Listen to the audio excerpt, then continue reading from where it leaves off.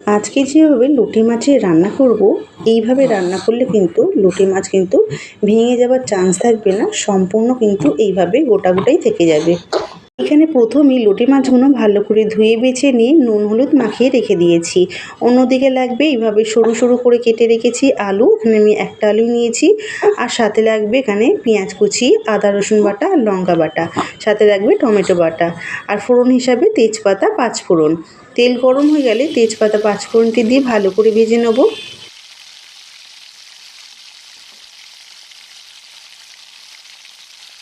ভেজে নেওয়া হয়ে গেলে আগে থেকে কুচি করে কেটে রাখা পেঁয়াজ দিয়ে সেটিকেও হালকা ব্রাউন কালার আসা অবধি কিন্তু আমি ভালো করে ভেজে নেব। ভেজে নেওয়া হয়ে গেলে কিন্তু আদা রসুন বাটাটা আমি বেটে রেখেছিলাম, সেটি দিয়ে আবারও কিছুক্ষণ আমি কষিয়ে নেব। হয়ে গেলে দিয়ে দেবো লঙ্কা বাটা, টমেটো বাটা, স্বাদ মতো নুন দিয়ে খুব ভালো করে কিন্তু কষিয়ে নেব সমস্ত মশলা। মশলা কষিয়ে নেওয়া হয়ে গেলে দিয়ে দেবো আগে থেকে কেটে রাখা আলুগুলো দিয়ে আরও মিনিট 2 হাই ফ্লেমে কিন্তু এটা কষিয়ে নেব।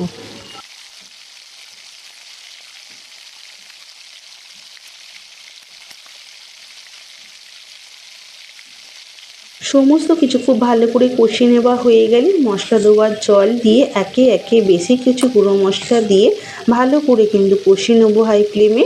আর যতক্ষণ না মশলা থেকে তেল ছাড়ছে ততক্ষণ কিন্তু কষিয়ে নেবো।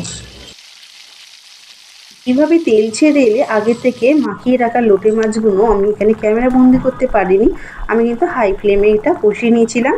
তারপর সামান্য জল দিয়ে মিনিট 10 মতন লো টু মিডিয়ামে রেখে ভালো করে কিন্তু আমি রান্না করে নিয়েছিলাম। আলুগুলো ওখানে খুব ভালো করে সুসিদ্ধ হয়ে গেছে, আর লোটে মাছ তো সেদ্ধ করতে বেশিক্ষণ সময় লাগে না, এটা কষতে কষতে কিন্তু সেদ্ধ হয়ে যায়। আর নিচে যতটা ধরবে ততই কিন্তু এই রান্না কিন্তু স্বাদ আরও দ্বিগুণ বাড়বে। অনেকেই কিন্তু এই রান্না মাছ যেহেতু ভেঙে যায়, যেহেতু লোটে মাছ খুবই নরম, তাতে করে কিন্তু অনেকেই ময়দা মাখায়। আমি কিন্তু সম্পূর্ণ ময়দা ছাড়াই কিন্তু এখানে রেসিপিটি বানালাম। আর দেখতেই পাচ্ছেন মাছগুলো কিন্তু একটুও ভাঙেনি, সম্পূর্ণ কিন্তু গোটা গোটা রয়েছে। দেখতে লোভনীয় হয়েছে ঠিকই, কিন্তু খেতে কিন্তু অসাধারণ হয়েছিল। আর দেখতেই পাচ্ছেন এখানে কিন্তু আমার প্রত্যেকটি মাছ একদমই কিন্তু গোটা গোটা রয়েছে। লোটে মাছ নরম হওয়ার কারণে কিন্তু একটু ভেঙে যায়নি। আর এইভাবে রান্না করলে কিন্তু মশলার ফ্লেভারগুলো বেশ ভালোভাবে মাছের মধ্যে প্রবেশ করে, আর খেতেও কিন্তু দুর্দান্ত হয়। যারা কিনা লোটে মাছ রান্না করতে গিয়ে ভেঙে যায় বা ঝুড়ো হয়ে যায়, এইভাবে একবার হলেও বানান, দেখবেন দেখতে খেতে দুটোই ভালো লাগছে। আপনারা যদি আমার ভিডিওটি দেখে বানান তাহলে দেখবেন কোনো রকম কিন্তু লোটে মাছ ভেঙে যাচ্ছে না, এইভাবে কিন্তু গোটা গোটা মাছ থেকে যাবে। আজকে এই ভিডিওটি আপনাদের কাছে কেমন লাগলো সেটা কিন্তু কমেন্টের মাধ্যমে জানাতে ভুলবেন না। আর সাথে আপনারা এই ভিডিওটি কে কোথা থেকে দেখছেন সেটা কিন্তু কমেন্টের মাধ্যমে জানাতে ভুলবেন না, তাতে করে কিন্তু আমার ধন্যবাদ জানাতে সুবিধা হয়। ফিরছি তাহলে পরবর্তী নতুনত্ব কোনো ভিডিও নিয়ে, ততক্ষণে ভালো খান, ভালো থাকুন, টাটা।